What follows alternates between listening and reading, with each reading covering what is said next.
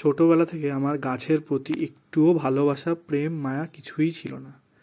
কিন্তু হঠাৎ করে যে ছাদ বাগানটা করার পর এমনভাবে গাছের প্রতি ভালোবাসা জন্মে যাবে সেটা আমিও বুঝতে পারিনি।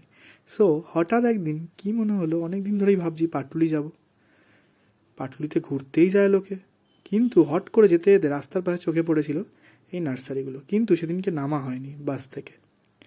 কিন্তু এভাবেও যে পাটুলি যেতে হবে সেটা আমি কোনোদিন ভাবতে পারিনি।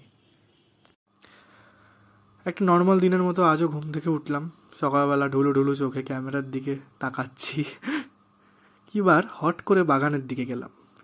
বাপ রে, গিয়ে দেখি এটা কি অবস্থা! এই পদ্ম ফুল গাছটা আমি লাগিয়েছিলাম, কত পাতা ছেড়েছিল গাছের, তারপর এই অবস্থা হবে আমিও বুঝতে পারিনি। গাছের পাতা পড়ে পুরো নষ্ট, পদ্ম ফুলের পাতা ফাতা সব। প্রচুর অ্যাকোয়ারিয়ামের মাছ দেখি হয়েছে নতুন নতুন, যাতে মশা না হয় সেই জন্য দিয়েছিলাম। মাছ তো বড় হয়েছে, কিন্তু গাছ শেষ, কিচ্ছু নেই আর। অনেকদিন ধরে যেখানে যাবো ভাবছি সেখানে এক নিমেষেই পৌঁছে গেলাম পদ্ম ফুল গাছটাকে বাঁচানোর জন্য। সন্ধ্যাবেলায় বেরিয়ে আমি আর আমার এক বন্ধু পৌঁছে গেলাম পাটুলিতে। গিয়ে দেখি রং বেরঙের গাছ, সামনেই ছিল এই কাঠগোলাপের গাছটা। অপূর্ব লাগছিল গাছের ফুলগুলো, ছোট্ট গাছে, সব গাছেই কি সুন্দর ফুল ধরে আছে। রাস্তার এপার ওপার ভর্তি পুরো ফুলে। শুধু ফুল নয়, রং বেরঙের গাছও, ঘর সাজানোর ইনডোর প্ল্যান্টস থেকে শুরু করে বাইরের আউটডোর প্ল্যান্টস সবই ভর্তি এখানে রং বেরঙের ফুল। তারপর ছিল এই নার্সারিটা, করুণাময়ী নার্সারি। এখান থেকেই আমরা কিনেছিলাম হিউমিক অ্যাসিড, যেটা আমার পদ্ম ফুলে গাছে লাগে। যদিও ভিডিওটা স্কিপ হয়ে গেছে, তবুও। এই হলো প্রিয়াঙ্কা নার্সারি। এখানে আমরা একটা জিনিস পেয়েছিলাম যেটা তোমাদেরকে একটু পরে দেখাচ্ছি, তার আগে পরিচয় করে নিই। এটা হলাম আমি, গরমে দগ্ধ অবস্থা। আর এই হলো আমার সেই বন্ধু অনুপম। দুজনেই ল্যাদ খেতে খেতে হাঁটছিলাম। আর তারপর দেখি ব্যাস পিছনে দাঁড়িয়ে গেছে ও, ক্যামেরার এই কাগজ ফুল গাছটা। কি অপূর্ব লাগছে না? আর সামনেই ছিল টবের সেকশন।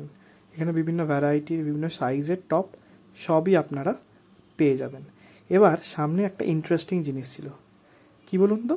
সেটা হলো আবার কাঠগোলাপ।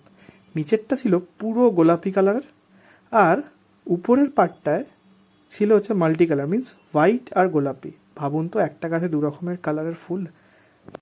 এবার ছিল কাগজ ফুলের কিছু ভ্যারাইটিস গাছ, মানে যেন ফুল পুরো ভরে আছে, বসন্ত যেন এখনো যায়নি।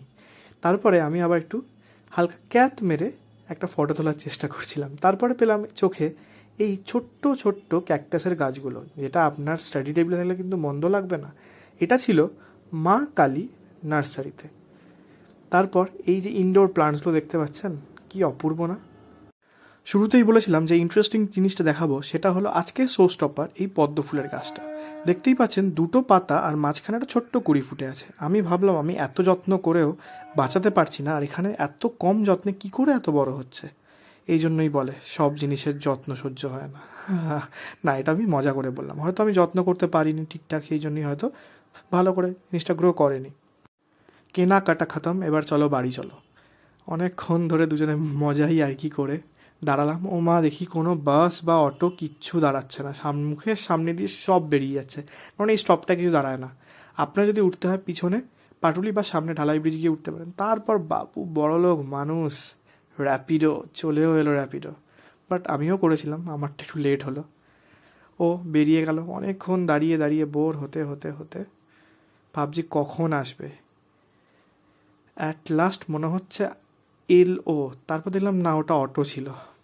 সেখানেও হাত দাঁড় করালাম যদি দাঁড়ায়, বাট দাঁড়ালো না। তারপরে অ্যাট লাস্ট এলেন যিনি চালক।